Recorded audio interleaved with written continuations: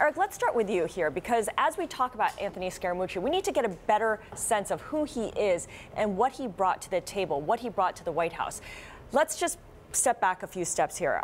Anthony Scaramucci was a hedge fund guy, a New Yorker, kind of brash. Kind of. Look, let's be honest. He's a larger-than-life character, and he clearly revels in some of that. But let's not forget where he came from. When you say he was a hedge fund guy, he built a hedge fund of funds business. And there's a distinction. He founded there. this firm, Skybridge Alternative Asset Management, in 2005, struck a genius deal to take the fund of funds business out of Citigroup when Citigroup was restructuring, and built a bona fide fund of funds business at a time when most people had been giving up on that industry. This idea, remember, fund of funds, you're layering fees on top of hedge fund fees. Most investors don't like them because if you've got 2 and 20 plus 1 and 10, you're losing 3% to a management fee and 30% of your profits as an investor. But what Anthony figured out was that there was an audience out there for a fund of funds that could invest with hard-to-reach fund managers.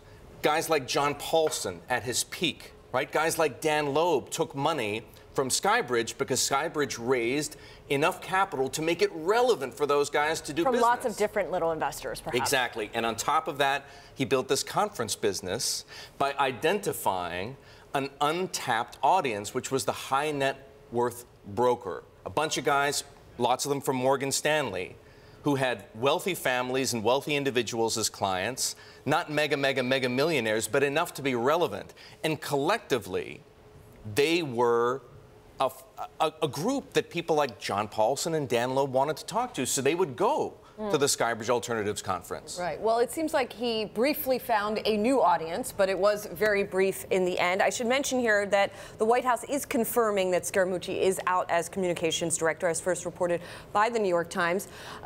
Marty Schenker, I want to bring you in here because it seems like there is still a lot we don't know. The Times did report that it's at John Kelly's request that Scaramucci was out. It tells us something that when Reince Priebus tried to prevent him from being hired in the first place, he was unsuccessful, and now Kelly's successful.